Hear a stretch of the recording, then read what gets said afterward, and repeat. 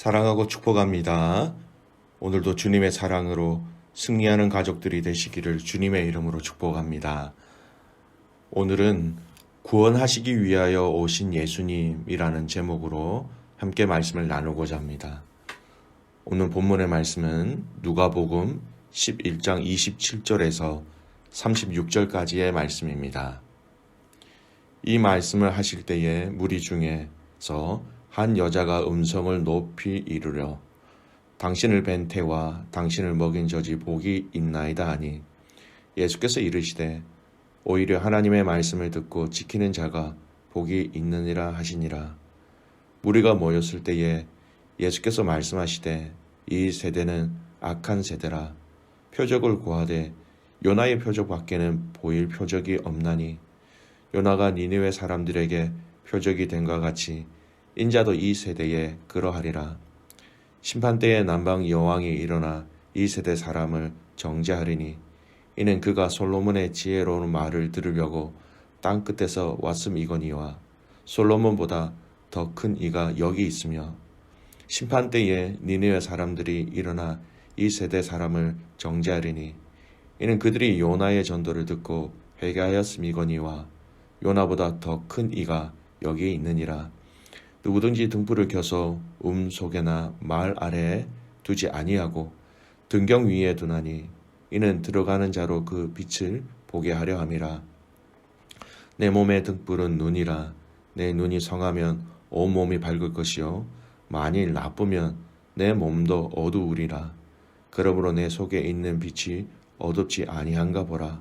네 온 몸이 밝아 조금도 어두운 데가 없으면 등불의 빛이 너를 비출 때와 같이 온전히 밝으리라 하시니라. 오늘 본문의 말씀의 핵심은 표적을 구하는 악한 세대를 향한 예수님의 징계 또 예수님의 메시지입니다. 예수님께서 수많은 사역을 행하셨고 이 사역을 통해서 또 많은 기적을 일으키셨지요. 병을 고쳐주시고 귀신을 내쫓아주시고 또 오병이어 같은 사건을 통해서 상상할 수 없는 기적들을 무리들이 체험하게 되었습니다. 근데 오늘 예수님은 이러한 기적과 표적을 따라 모인 무리들을 향하여서 이 세대가 악한 세대다 이렇게 말씀하십니다. 여러분, 왜 예수님께서 이들을 향하여서 악한 세대다 이렇게 말씀하시는 것일까요?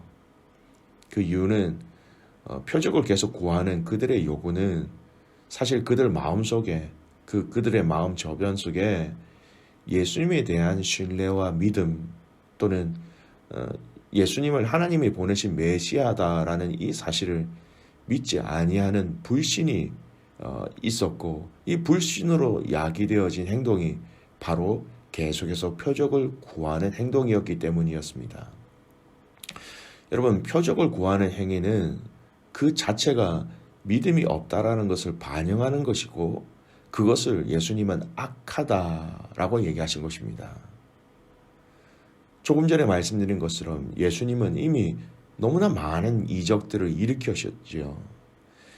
그것들을 통하여서 하나님의 권능을 충분히 밝히 드러내셨음에도 불구하고 유대인들은 이 사실을 아예 인정하지 않으려 했고 그의 말씀을 듣지도 않았고 불순종하고 그렇기 때문에 계속해서 표적만 구했기 때문에 예수님은 그들을 향하여서 악한 세대다 이렇게 진노하신 것입니다.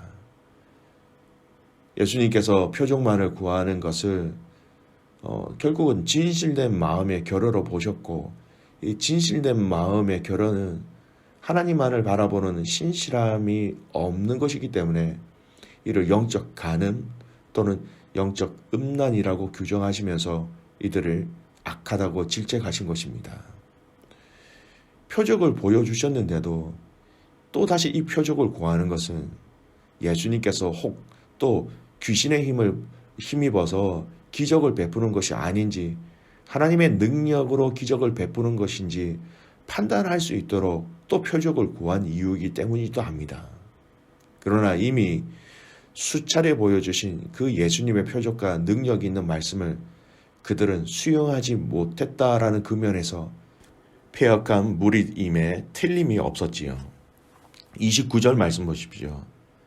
무리가 모였을 때에 예수께서 말씀하시되 이 세대는 악한 세대라 표적을 구하되 요나의 표적밖에는 보일 표적이 없나니. 이들을 그래서 계속 악하다고 하신 거예요. 계속해서 새로운 표적 불신이었다라는 겁니다. 우리는 잔인한 사람 또 죄를 지은 사람을 악하다 이야기합니다. 맞습니다. 죄질이 중하면 중할수록 그 사람은 더 악한 사람이다 이렇게 이야기할 수 있지요. 하지만 오늘 이 말씀을 통하여 우리가 또 알 수 있는 것은 예수님을 믿지 않는 것 그리고 그 불신으로 인해서 계속해서 예수님에게 표적을 구하는 것 그 자체가 악하다고 말씀하시는 것을 우리는 알아야 합니다.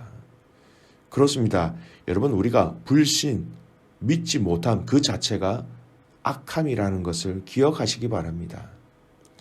시편 53편 1절에서 3절까지의 말씀은요. 불신이 가득한 세상에 대해서 이렇게 얘기합니다.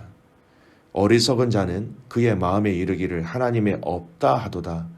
그들은 부패하며 가증한 악을 행하며 선을 행하는 자가 없도다.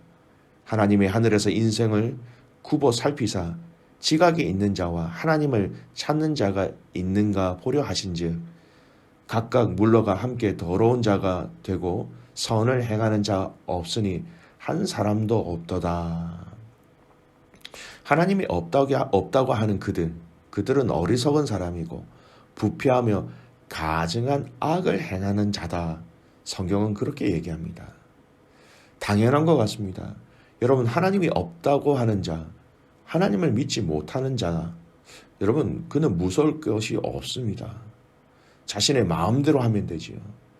근데 여러분 사람은 악하기 때문에 자신 마음대로 한다라는 것은 결국은 그 안에 있는 악함을 그대로 표출하게 되고 악함대로 행동하게 되는 그런 결과를 낳게 되는 것입니다. 오신 예수님이 표적을 행하였으나 믿지 아니하는 그들에게 예수님이 아무리 계속해서 다른 표적과 이적을 보여주신다 하더라도 그들은 계속해서 부인하는 것이었습니다. 왜냐고요? 불신하였고 믿지 아니하였기 때문에. 여러분 불신이라는 이 괴물을 몰아내기 위해서 사력을 다해 싸우시기 바랍니다. 불신은 그리스도를 멸시하는 행위입니다. 만일 우리가 계속 불신에 빠져 있으므로 주님을 모욕한다면 예수님께서는 그의 임재를 거두어 가실 수도 있는 것이죠. 때로는 불신은 가라지 같아서 이 땅에서 완전히 다 뽑아버릴 수 없을 때도 있습니다. 그러나 열심과 인내로 이 불신을 근절시키려는 노력은 해야 하는 것이죠. 불신은 우리가 미워해야 할 것들 중에 가장 혐오해야 할 것입니다. 불신은 불신하는 사람이나 불신받는 사람이나 둘 다 그로 인해 해를 당할 정도로 아주 독한 것입니다. 요한복음에서는요, 예수님이 사람들이 믿지 아니함에 대해서 여러 가지 말씀으로 책망을 많이 하셨는데요. 요한복음 6장 36절 말씀에 이렇게 얘기합니다. 그러나 내가 너희에게 이르노니 너희는 나를 보고도 믿지 아니하는도다 하였느니라. 믿어도 눈으로 보아도 믿지 아니하였다라는 것입니다. 불신이 있으면 보아도 믿지 못한다라는 것입니다. 요한복음 10장 26절 말씀에는요. 너희가 내 양이 아니므로 믿지 아니하는도다 이렇게 얘기합니다. 내 양이 아니므로 목자인 나를 보아도 믿지 아니한다라는 것이죠. 불신의 이유 중에 하나가 주님의 양이 아니다라는 것입니다. 이 말씀은 불신은 더더욱더 주님의 자녀들이 해서는 안 될 것임을 분명히 우리에게 이야기하시는 것이죠. 또 한 가지 불신의 이유는요. 바로 하나님의 말씀이 그 안에 있지 않기 때문입니다. 아주 중요한 것입니다. 요한복음 5장 38절 말씀을 보면요. 그 말씀이 너희 속에 거하지 아니하니 이는 그가 보내신 이를 믿지 아니함이라. 말씀이 그 속에 있지 아니하기 때문에 그 보내신 이 예수를 믿지 아니한다. 이렇게 말씀하십니다. 결국은 말씀이 그 안에 있어야 이 말씀을 통하여 주님을 믿을 수 있다라는 것입니다. 여러분, 우리에게는 여러 가지 상황과 환경에 따른 그 믿음이 필요합니다. 그렇다면 우리 안에 그 여러 가지 상황과 환경 속에서 주시는 그 믿음, 결국은 그 말씀이 우리 안에 풍성이 있어야 한다는 것이죠.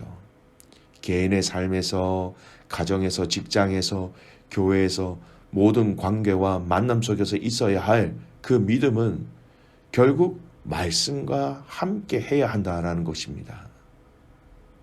오늘 시간마다, 때마다 여러분의 살아갈 인생 가운데 말씀이 함께 하심으로 말씀이 생각나며 그 생각나게 하신 그 말씀을 통하여서 여러분의 믿음이 더욱더 굳건해지는 그 은혜를 경험하시기를 주님의 이름으로 축복합니다. 그리고 여러분, 이 불신을 몰아내고 믿음을 끝까지 지켜낸 자들의 결말이 어떻습니까? 고린도전서 15장 2절 말씀이에요. 너희가 만일 내가 전한 그 말을 굳게 지키고 헛되이 믿지 아니하였으면 그로 말미암아 구원을 받으리라. 헛되이 믿지 아니함으로 진실되게 믿었다라는 것입니다. 온전한 믿음으로 믿었다라는 것입니다. 불신하지 아니하였다라는 것이죠. 이 진실됨으로, 믿음으로, 진실된 그 믿음으로 구원을 받으리라. 이렇게 말씀하십니다. 믿음의 가족 여러분, 오늘 저와 여러분의 삶에 이 말씀을 기억하심으로, 또 이 말씀을 통하여서 우리가 주신 이 믿음을 통하여서 우리가 주님의 자녀이며 주님의 양인 것을 알므로 끝까지 이 믿음으로 승리하는 가족들 되시기를 소원합니다. 마지막으로 예수님이 표적을 구하는 그들에게 말씀하신 대표적인 표적을 무엇이라고 말씀하십니까? 요나의 표적입니다. 32절 말씀입니다. 심판때에 니느웨 사람들이 일어나 이 세대 사람을 정죄하려니 이는 그들이 요나의 전도를 듣고 회개하였음이거니와 요나보다 더 큰 이가 여기 있느니라. 요나가 심판이 확정된 그 니느웨 성을 향하여서 하나님의 메시지를 전달하였을 때에 그들이 회개하였고, 그리고 그 하나님의 심판이 면하게 되어서 그들은 생명을 유지하며 멸망을 당하지 않게 되었습니다. 그 니느웨 사람들이 주님은 이 표적을 말씀하시므로 요나보다 더 큰 이가 당신이시며 당신 그 예수님을 통하여서 이 땅에 하나님의 심판이 선포되어졌고 전달되어졌을 때에 또 예수님을 통하여서 회개의 역사가 이 땅 가운데 일어나서 심판에서 자유케 되어지는, 죽음에서 생명으로 옮겨지는 그 일들, 그 표적을 말씀하신 것입니다. 당신의 가장 중요한 사역을 바로 이 요나의 표적을 비유하여 말씀하고 계신 것이었지요. 그렇습니다. 예수님의 모든 기적과 표적, 병고침, 귀신들을 내어 쫓으심의 이 사건들은 바로 요나를 통하여서 그 성에 하나님의 심판이 면제된 것처럼, 구원되어진 것처럼 이 땅의 죄로 인하여서 심판받게 될 이 땅의 여러 사람들과 영혼들을 구원하시기 위하여서 당신이 이곳에 오신 것을 말씀하고 계신 것이지요. 우리를 구원하시기 위한 주님의 마음, 주님의 그 사역의 포커스가 무엇인지 우리가 알 수 있는 가장 중요한 말씀 중에 하나입니다. 오늘 저와 여러분의 구원을 위해서 오신 예수님, 저와 여러분의 구원을 위해서 십자가를 지신 예수님, 죄인들을 구원하시기 위해서 이 땅에 낮은 몸을 통하여서 오신 그 예수님, 여러분, 그 예수님을 오늘도 감사하며 또 감사드리며 깊이 묵상하며 함께 동행하시는 하루가 되시기를 소원합니다. 이 땅에 우리를 구원하시기 위하여 오신 예수님, 예수님의 관심은 우리의 멸망이 아니라 우리의 구원을 위하여서 오신 것입니다. 이 하루가 주님의 그 오심에 감사하는, 또 기뻐하는, 또 그 주님과 깊이 교제하는 복된 믿음의 가족들 되시기를 주님의 이름으로 축복합니다.